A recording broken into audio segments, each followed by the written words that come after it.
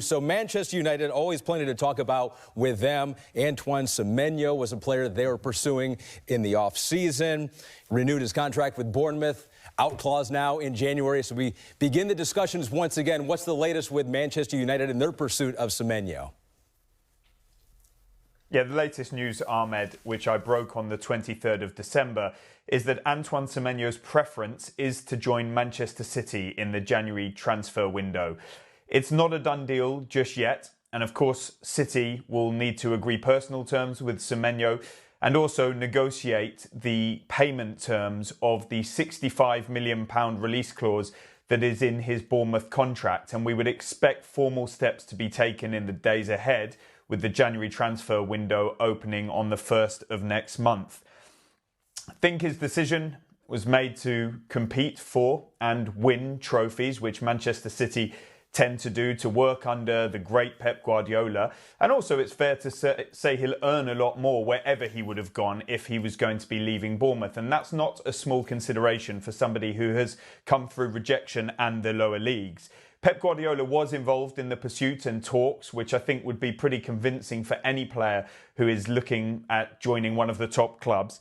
And it will be really interesting to see what City do next in terms of potential outgoings. Maybe Oscar Bob could leave the club, but I'm assured the likes of Semenyo and Marmoush are staying put. They have no desire to see them go. They want to use all of their available resources to challenge to win trophies yet again this season. There was a lot of speculation over whether Liverpool would come in after the injury to Alexander Isak, but ultimately he has leaned towards Manchester City. There was strong interest from Manchester United. They did push hard, but ultimately it's pretty difficult for them to compete when they don't have European football at the moment for these top players. Tottenham were earliest and they came with a very strong personal terms offer, but ultimately he decided against them. Chelsea made a late push, but they didn't take it any further. And Arsenal would have presented a really strong possibility. I think from speaking to the other clubs involved, that's who were potentially his first choice, but they would have wanted to do it in the summer. And I think he would have wanted guarantees that they couldn't provide at this moment in time. Strike while the iron's hot and look to do a move now. So that's what it's going to be by the looks of it. Bournemouth are searching for potential replacements. We'll see what they do on that front. But Antoine Semenyo is possibly going to be the biggest transfer of the January window, certainly in the days ahead. So we should hear more very soon. Yeah, so David, the way you describe it there, Manchester United to miss out again on Semenyo. So if that is the... This update from David Ornstein really clarifies where this deal is heading. Antoine Semenyo's preference is Manchester City, and that matters more than anything right now. This isn't a player being dragged by agents or money alone. It's a calculated career decision. At 25, Semenyo wants to compete for titles immediately, and City are the safest bet in Europe for that. The $65 million release clause simplifies everything. No drawn-out negotiations, no inflated valuation, just timing and intent. City now need to agree payment structure and personal terms, and Ornstein expects formal steps very soon. Liverpool did consider stepping in, especially after injuries, but the reporting is clear. Semenyo has already leaned towards City. That suggests Liverpool would need a major late intervention to change his mind. The case, where do they go from here? Yeah, with Semenyo, I think it was more a market opportunity, Ahmed. They wanted to sign him rather than necessarily focusing immediately on that position.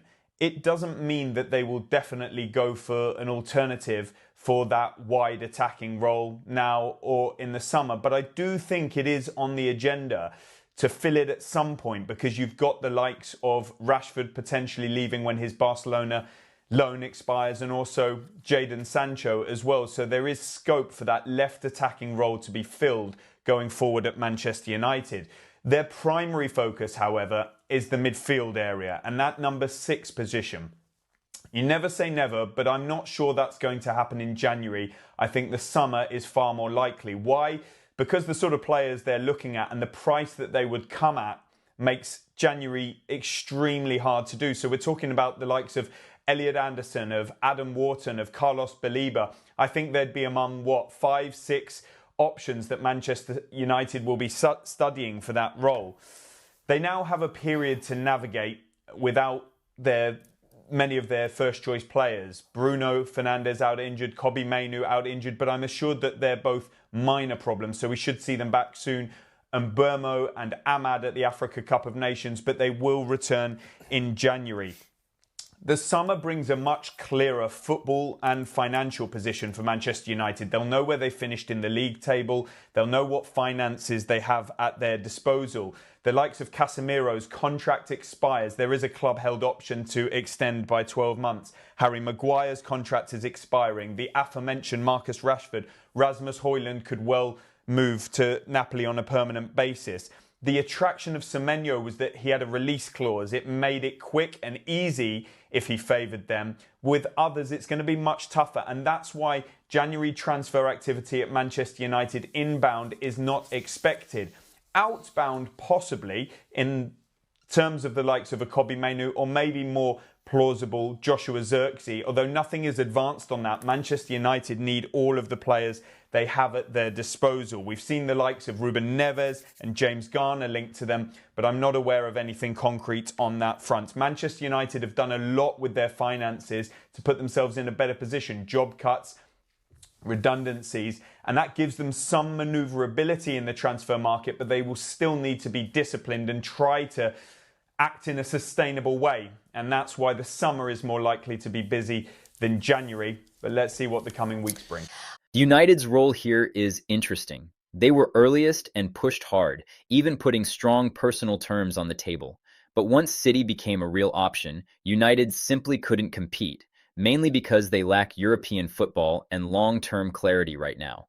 Ornstein frames this perfectly. Semenyo was a market opportunity, not a must-sign. United's real priorities lie elsewhere, particularly in the defensive midfield role. January makes that almost impossible. The players they want are expensive, and United are trying to operate more sustainably. That's why most serious recruitment is now expected in the summer, when finances, squad exits, and league position are clearer. This is what discipline looks like, but it also means missing out. So the picture is forming. City are moving with purpose. Liverpool are monitoring, but not committing. United are stepping back and planning for summer. Let me know your thoughts. Is Semenyo the right fit for City, or should Liverpool have gone all in? Drop a like, subscribe for daily Premier League reactions, and I'll catch you in the next one.